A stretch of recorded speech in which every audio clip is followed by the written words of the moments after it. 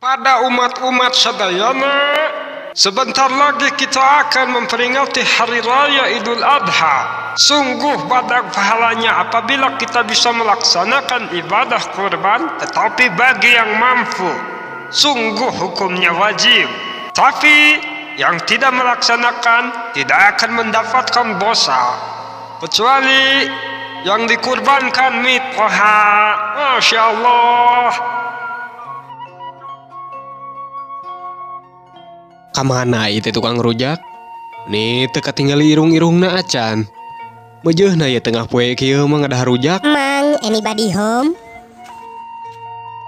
Ngadon cengek beureuh manu datang.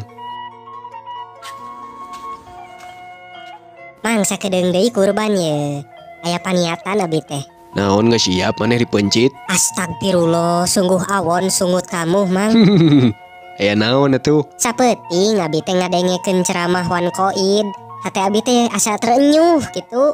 Naon bogohnya maneh? Lain ye, dengekeun heula atuh. Abi teh aya paniatan hayang kurban nu sakirana abi mampu we. Oh nya alus atuh. Boga paniatan kitu. Rencana rek kurban naon tah? Hayangna mah burung onta. Kajeun maneh asli nu dipencit mah. Nya doma lah, Mang. Insya Allah abi aya gugunuk setahun acis. Mudah-mudahan we atuh mahi jang nyewa doma. Ai maneh rek kurban atau muaskeun hasrat kehed? Nya Mang serius.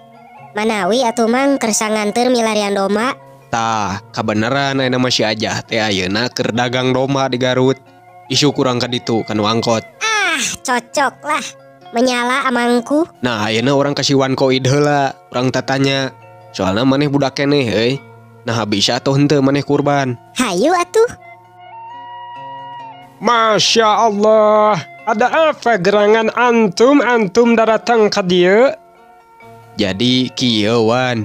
Ieu si Bajra teh aya paniatan hoyong kurban. Kira-kira sesuai spek kurban teu? Masya Allah. Bukan spek, tapi syarat kurban. Muhun tah eta naon wae nya syaratna.